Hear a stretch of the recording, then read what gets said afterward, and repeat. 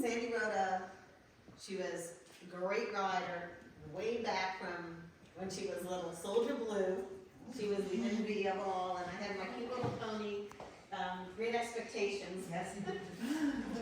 And the moon. yeah, he amended, and he also did the dressage, and back a long time ago, we were way ahead in the game. We were. Way ahead in the game. We blazed the trail. We had so much fun. We had a pond at their farm, and then we would take, she would host clinics, and I would come and bring my pony, and we did our dressage. And we were doing third level back then.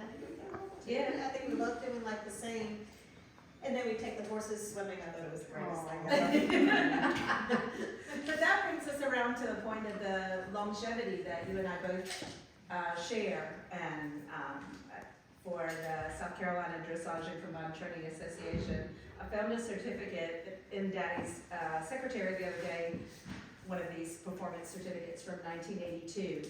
And I try to remember if it was even before that, or I know you've served on the board, and I couldn't remember when that was.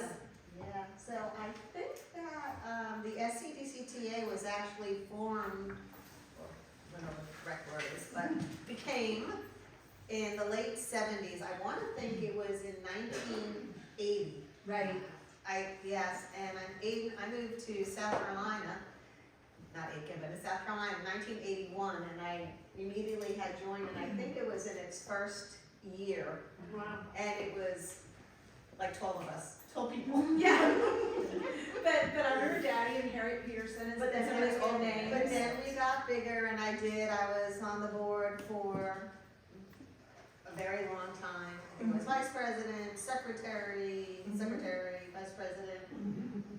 They were good days. I've just gotten a little too busy to be and let new people come more in, but with that being said, you're lucky, so lucky to have Sandy and Katie, and for this night is really why I wanted to come to participate, to support SCTA and all you wonderful juniors. So what do you think the most important thing that the membership can do for the GMO? The GMO is General Member Organization because we fall under the umbrella of the United States Dressage Federation, which falls under the umbrella of the United States Equestrian Federation, which falls under the umbrella of the FEI, Federation Equestrian International.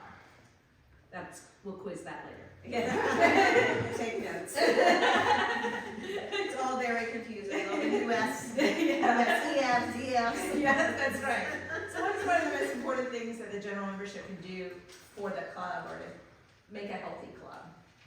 Well, I think just even what you're doing here to prevail, I don't actually know why the banquet did not happen this year. It really made my heart so sad. Mine too. It just really made me so sad since I've been involved since 1981, and I don't really do social media, I don't really do Facebook, so I kind of missed the whole thing that it wasn't happening, so I don't know what happened, so I'm thrilled that this is, but spread the word, participate, volunteer when you can. There's always so much to learn and do, and you're going to be, someday, two of you are going to be up here. So. No doubt.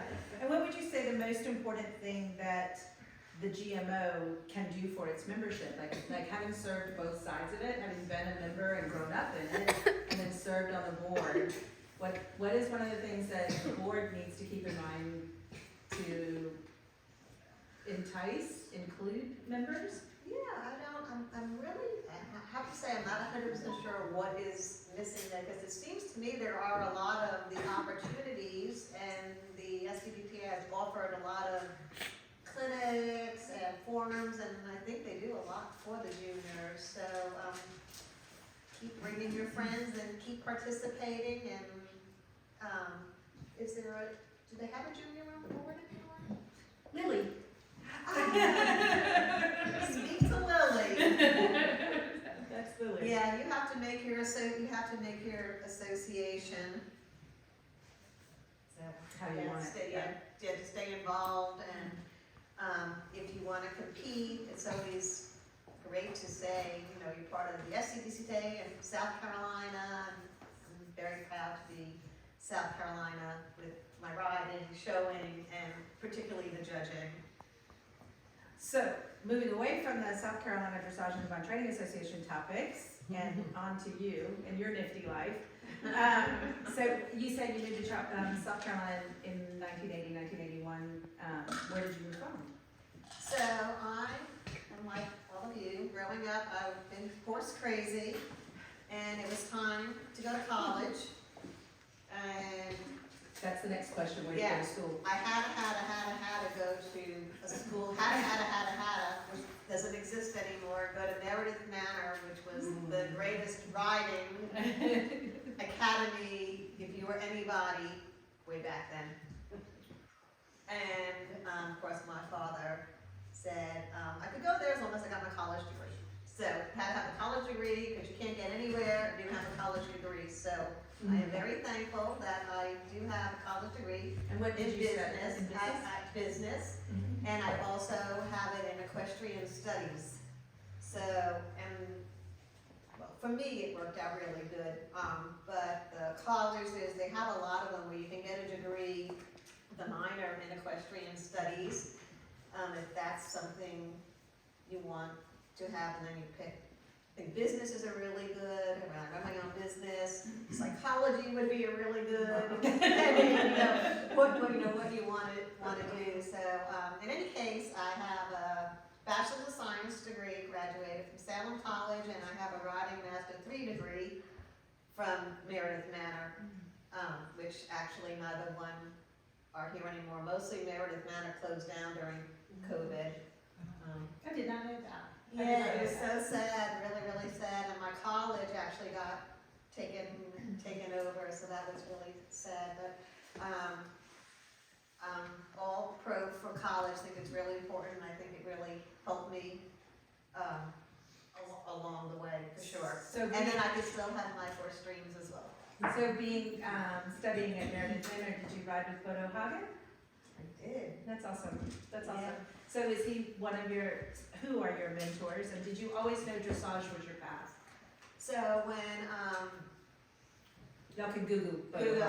Hagen. yeah, well, it's not like dressage is today. Just dressage back in, I can't tell you how old I am, but back in the 70s, it is like unheard of in America. It's very little, very, very few people know it and know what that is. And one of the top riders in America, may she rest in peace, is Kay Meredith. Does anybody know her? Yeah. You should go and look her up, because she's like the start of our dressage, and she had this wonderful horse, and I think it's one of those Breyer horses, Domino. And she, first time I'd ever seen a musical freestyle. You all seen musical freestyles? She did a musical freestyle, the Grand Prix, and I had never, ever seen anyone, because it was rare back then, doing, flying changes, the two tempies and one tempies, going sideways, and the passage, and I'd never seen anything like it. And I had always wanted to jump. I always jumped before that. And then when I saw her, I was like, that's what I need to do. And remember afterwards, my girlfriends and I, skipping around, doing the tempi changes, and anyways, she was Meredith Manor. This is how I decided to get out of the jumping part and really want to do the dressage part, because I was fascinated. But if you Google anything and look up Domino, she does this amazing freestyle. Even today, even though dressage has come a long way. Come a long way. It'll bring tears to your eyes as to all USA, America music, and it's fascinating. And anyways, she was my idol.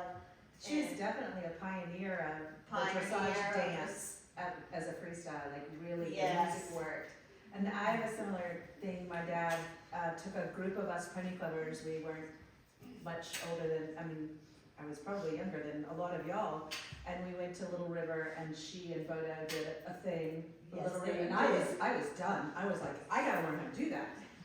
I'm still trying to learn how to do that. I'm gonna tell you my very funny story. So if you all have ever been nervous riding in a clinic, do you all ride in clinics, lessons, get nervous? Well, first time I met Meredith Manor, and we ride in a big indoor ring, and I was in a group. You were assigned groups, so I'm with 3 other people. At the school at the time, either you could have brought your own horse, or they had literally 100 or maybe more horses you could use. So it's going to be our big day. Kay Meredith, because she was training for whatever she was representing America at the time, was coming, and we we're going to have a very first lesson with Kay Meredith, and the 4 of us are all got our horses all stiffed up. I'm on, of course, one of their horses.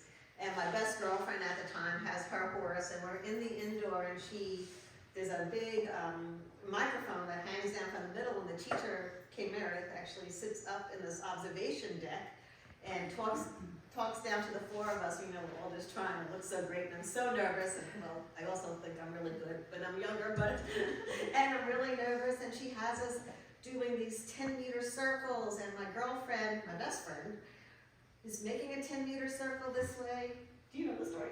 And I'm making one this way, and all of a sudden we crash. I'm like, I don't know, I'm just so nervous and I can't steer, I can't make a 10-meter circle. And boom, and I crash, and I knock my best friend, hit her knee, and on the ground she goes. My very first lesson with DK Meredith. And very calmly, and she had joked about it up until she passed, and I had seen her. Amy?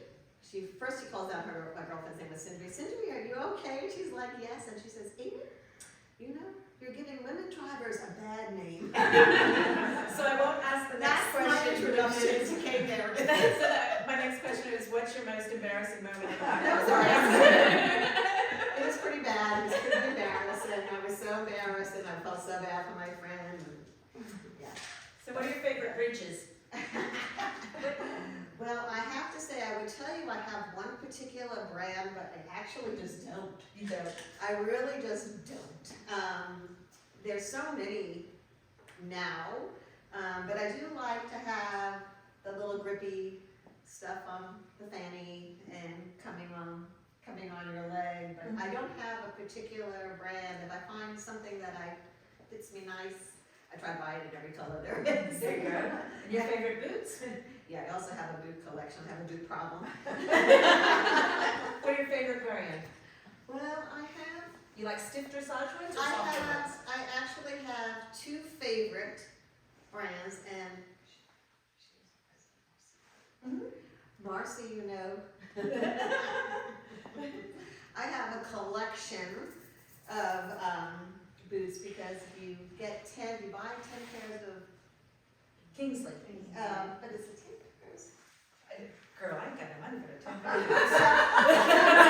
You're SCDCTA president, she represents Kingsley. But really, if you buy 10 pairs or you sell 10 pairs, you can actually get a free pair of boots. So this has been my that works. I mean, that works as a coach. You can get. Yeah, so far I have a handful, because I also like to have different horses. I like different color schemes. So I have different colors, different hats. So you're very fashion forward. I'm very I like everything matching, I have to say. I do, I like it all. And so I when like you're in the it judges' to box, do you like to see that matchy-matchy out there? Well, I think the matchy looks really very nice, but You're hearing this? you're not getting, well, it looks good if you're neat and you're clean. If you come with your horse clean, groomed, it doesn't look like you just pulled it out of the paddock and you didn't feel like brushing it. You know, I don't care what boots you have, I mean, yeah, they're fun to have all the expensive fancy stuff, but it's not gonna make you a better rider. Right. You know, so when I'm judging, it is the ride. It's all about the ride, but your presentation says a lot, so you don't have to have the fancy of anything. As long as you are in the legal equipment and you look neat and polished and say, hey, here I am, that makes me happy. Mm-hmm. So there's a movement out there, and I think I know your answer, because my next question is, what are your favorite gloves? And on a daily basis, do you glove or unglove? I always ride with gloves. Yes, me too.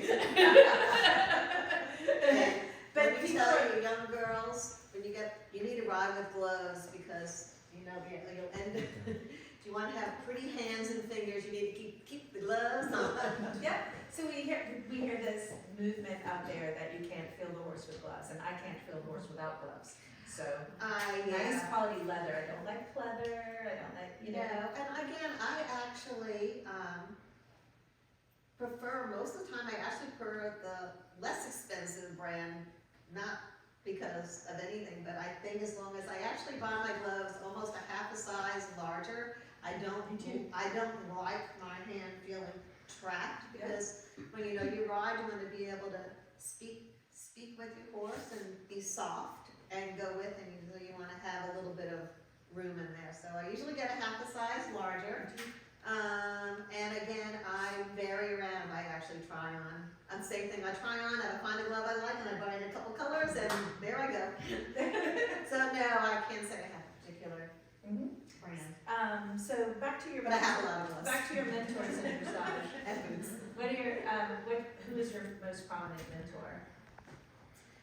Well, I would say my three biggest mentors, again, was Kay Meredith, and she helped me even so after my incident and knocking my best friend on the ground. She encouraged you to be a judge. She did encourage me to be a judge. When you were there, you worked in different barns, but there was the dressage staff barn, and I got selected, or I don't know how it happened, but I'm sure I had said I wanted to, but I was selected, and I was actually the assistant groom in that barn, and so that gave us to be in there in the ring before anything started. Watch all Kay's training sessions, and I actually worked for her assistant. Now I can't think of her name. Jane Rivers. Do you know Jane Rivers? Do you know Jane Rivers? I don't know what happened to Jane Rivers. I don't know.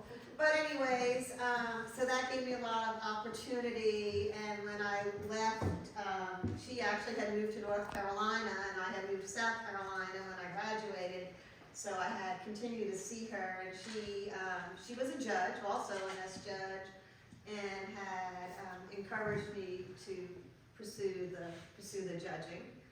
And then with the riding, I also had an opportunity to work with this Bodo Hagen. Unfortunately, he also had passed, but amazing German rider that came to America back in the 80s. I rode extensively, and he still comes to Aiken. I see his name around, and he just wrote a book with Gunnar Ostergaard. Yeah, he's, if you get a chance to audit, or I don't actually know how pricey his clinics are, but he's an older man now, and so many experiences, and he just wrote this book that's out. Three countries. Dressage on 3 continents. Dressage on 3 continents, yeah. He's from Denmark. And my other would be one that Sandy and I share is Hokan Thorn. From Sweden. From Sweden, yes. And I think all of those have been my biggest influences as far as riding. What aspect of your career do you most enjoy? Would you say judging, training, or coaching? I have to say I do love doing them all. I really enjoy the judging a lot. It's just different. This year, well, last year, 2023, I think I judged 30 shows, and it takes you everywhere. You get calls, so I've been all over the United States. Last year I was judged in Mexico.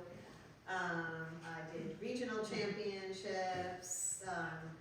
It's just great to get to see young riders, juniors, other judges, other horses from all over. You just really get a good sense of what's going on, meeting a lot of people. I love the travel and all of that. With that being said, I love to ride. Still don't ride too bad, pretty good. Beautifully. What would you say most important training evolution in moving through the levels from first through third level? Like when you're sitting in the judge's box and you watch first level test, second level test, third level test, like what is when you're looking at a second level horse, what makes you say, God, I bet she could do the third level, I bet it's ready. Or conversely, I bet it's not ready. You want me to say it again? Yeah, I think, Because that appeals to your coaching and your judging. I think that a lot of, when you're trying to climb the levels, it's not just about doing the movements. So you can do the movements from first level, and now you figured out how to, do a half pass, or you've gotten the flying change, but really the difference between the levels, if you want to be competitive and be really good, is the change in your horse's balance. Change in the horse's balance. So unfortunately, what does balance mean? What does balance mean? That is such a good question. So unfortunately, a lot of times I see horses that look like first level balance that are doing third level. And sometimes, you just really, just kind of, I would say that for me, from a coach's perspective and a trainer's perspective, that balance refers to the horse's distribution of his weight over his four limbs. And we see a first level balance as a level balance, am I right? It's a level balance, and your horse is allowed to be long, and the pole is going to be here. And lengthenings move out of both ends. And they're going to be in a longer frame and more covering on the ground. And with each level, that your horse becomes quicker in the hind end and become better on their A's, they start to keep all that activities, not slower, but the horse can compress and they start to carry themselves. And if you get to experience that, it's an amazing feeling to just sit there and your horse is just between your hand, seat, and leg, and it's light, and they're just happy, and it's really, really, really fun. And you really need that to be able to move your horse up the levels, especially if you want to get to the Grand Prix and do the higher level movements. What would you say the most important things are to have in place before asking your horse for flying changes, training-wise? Like, what are some of the checklist things in Amy's mind who needs to do A, B, and C before you do that change? You definitely, in my mind, should be able to confidently go walk, canter, canter, walk. Is basically a flying change is just a canter transition. So And the pitfalls if of the you canter can't walk? go walk, canter, you probably are going to have a really hard time making the flying change, because it's technically, in my mind, it's the same aid. Mm-hmm. So the better you get doing that. So of course, to get really good walk canter or canter walk transitions, again, is having your horse in this good balance. So you have to have this nice activity, and the horse has to be going quick in the hind end, but not racing away in the front end. So that's your balance. And then you need to be proficient in your canter aid. That would be the same aid for your flying change. And when's the moment of ask? That, I think, is the biggest thing to teach people. That's the biggest thing I remember understanding, getting it wrong all the time. Yeah. You probably remember me getting it wrong all the time. First of all, I have to say, has anyone done flying changes? You all do flying changes? Doing one, learning a change is the hardest thing to do. Once you figure out how to do one, then those series can start coming. The most fun, I think, is, 4 times 10 beats, 1, 2, 3, 4, 1, 2, 3, 4. Those are still kind of hard. And the 3s, but when you get up to the 2s, so fun. It's like as fun as taking your horse swimming, I think, or going over a big jump, or riding bareback on the beach. I think it's a lot of fun. Ones are fun, but they're also hard. But they're really fun with the skipping. And what do you like to feel from the horse before introducing the double bridle, or when in your training program? I mean, I realize that now you can do all of the national levels in the snaffle. However, if you do want to do the FEI juniors, or the FEI young riders, you still have to introduce the That's double. true. So, And well, in a other note, I've noticed judging even in the Grand Prix, except for in classes that you are required, and it's important to know your rules, to use the double. Actually, the snaffle bridles become very popular. It's really almost shocking to see all over the country how many Grand Prix tests I judge, and I mean at some big competitions that come out in the snaffle. I think you can introduce the double, fairly early on if your horse is nicely taking the bit and you can be reasonably independent with your aids and your hands. A lot of people start off just introducing a double bridle by just doing it on their hacks, just getting the two reins, in there. You get used to doing that. And how often do you ride the horses in the double? I think different horses really vary on what they do. I'm kind of a snaffle fan. Me too. I like the snaffle, and I think for the most part, most horses are good to go in both. But I do have one horse in particular. I must say, I only hack him in the snaffle. It's just not. He enjoys the double and just does. So I think it really depends upon sometimes the horse, but you should be able to ride in both, I think. Whom do you admire most in this sport today? It can be a judge, it can be a rider, it can be a TD, it can be whose energy feeds you and makes you go, wow? I think, we have a lot of amazing judges and people that want to represent us. So judging wise, or even I think just supporting riders in America would be Janet Foy. Mm-hmm. Do y'all know Janet Foy? Star judge. Mm-hmm. Yes. And so she's one of two of our judges right now that can judge Olympics or the Olympics. There's only one other judge that just got their license to do that. And she just knows everything. I've never seen anyone that knows everything, and she's And everyone. And she's good at everything, and she has been a mentor along the way, especially with the judging. She was a teacher, an examiner, so to get your S, you have to actually have done an L, a small r, a large r. It's like going to college and then go and do your master's. So each time you're retraining with instructors and then having more exams and apprenticing, blah, blah, blah. But yeah, she is like the master in the United States, literally. My other go-to person, and this is another good thing you all can look up, is Natalie Lamping, and she does a post. You all know what lamp post is? Yes. Yeah. Well, she'll just tell you how it is. She is fabulous.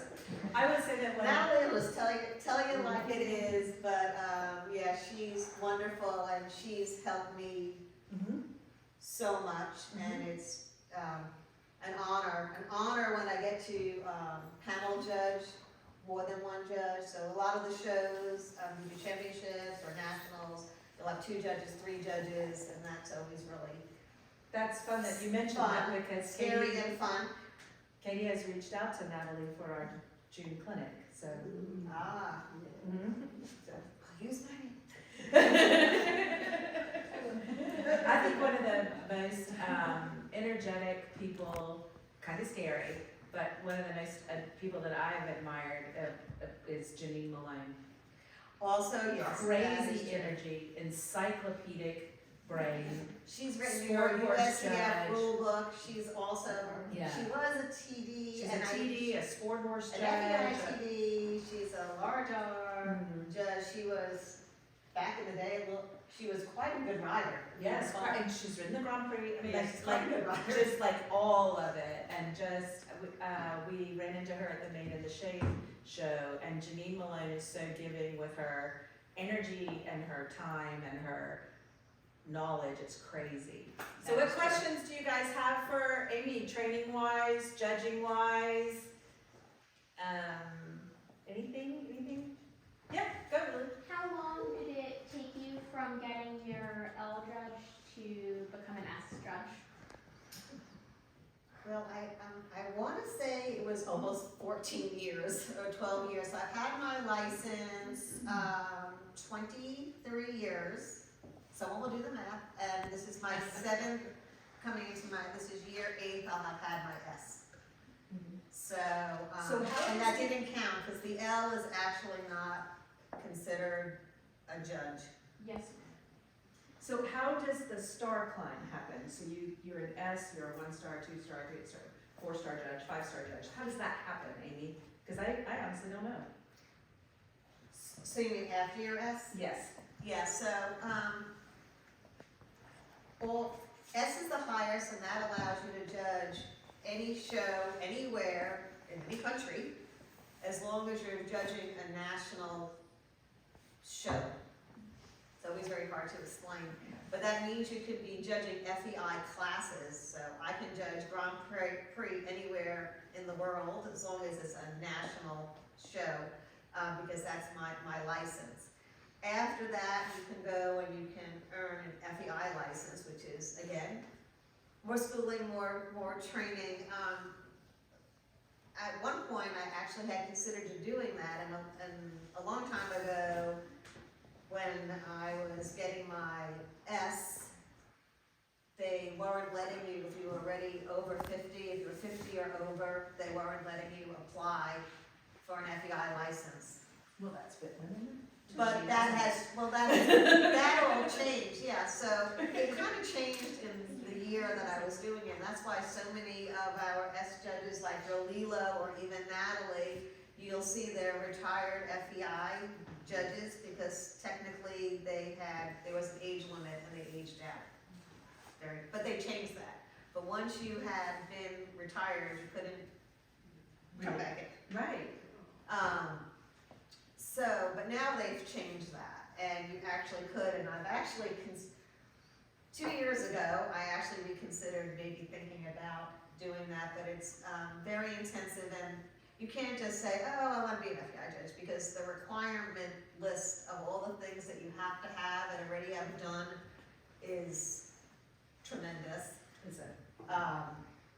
And like one of the I know I was looking to see, you have to keep track of everything, and I hadn't kept track because I didn't think it would be a possibility, you know, the age would change. But for example, I think you have to have judged 40 Grand Prix. They have to be in 4 different regions. You have to have panel judge them. You have to have at least panel judged with, half of them have to be with FEI judges. You have to have, I think, don't quote me on this because I don't actually really, I don't know because I don't really remember. But I think it was 5 scores at Grand Prix of 65 and above. I think that is right. And these are some of this. You have to have 20 letters of recommendation, and half of them have to be FEI judges that you have already worked with. And then you have to submit money. You've got to pay money for them to decide if they will approve you into a program. That's not exactly how into a program you may or may not pass. Right. Yeah. Actually, when I was in Mexico and I was there, and they were just like, "Why aren't you an FEI judge?" Yes, we feel that way. And I'm just like, I don't know. And I was talking to my husband outside, but and I'm like, I don't even know what the requirements actually are now that I'm not too old. And so he had sent me all the requirements. I thought I'd have to go look to see if I meet all those requirements, but You deserve it. We deserve it.